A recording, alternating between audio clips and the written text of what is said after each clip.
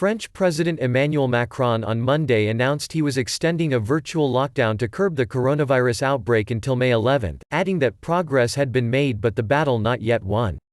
Following Italy in extending the lockdown but announcing no immediate easing of restrictive measures as in Spain, Macron said the tense situation in hospitals in Paris and eastern France meant there could be no let-up in the country. Since March 17, France's 67 million people have been ordered to stay at home except to buy food, go to work, seek medical care or get some exercise on their own.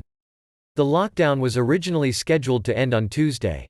"I fully understand the effort I'm asking from you," Macron told the nation in a televised address at the end of the lockdown's fourth week, adding the current rules were working. "When will we be able to return to a normal life?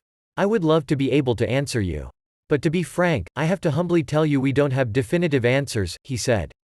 Schools and shops would progressively reopen on May 11, Macron said. But restaurants, hotels, cafes and cinemas would have to remain shut longer, he added. International arrivals from non-European countries will remain prohibited until further notice. Macron, whose government has faced criticism over a shortage of face masks and testing kits, said that by May 11, France would be able to test anyone presenting COVID-19 symptoms and give non-professional face masks to the public. Macron also said he had asked his government to present this week new financial aid for families and students in need.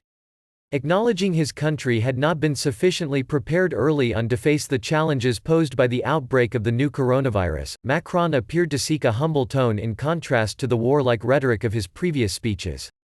"Were we prepared for this crisis? On the face of it, not enough. But we coped," he said.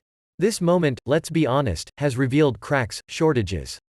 Like every country in the world, we have lacked gloves, hand gel, we haven't been able to give out as many masks as we wanted to our health professionals. The French, long accustomed to being told their high taxes paid for the best healthcare in the world, have been dismayed by the rationing of critical drugs, face masks and equipment and have watched with envy the situation in neighboring Germany." Macron's acknowledgement of the shortcomings was broadly well received. It's not every day you hear a president offer a mea culpa and dare say an LSQUO, "We have no definitive answers."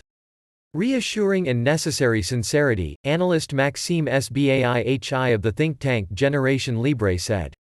After a relentless increase until the first week of April, the number of patients in French hospitals' intensive care units has started to decline, prompting health authorities to call a plateau in the epidemic.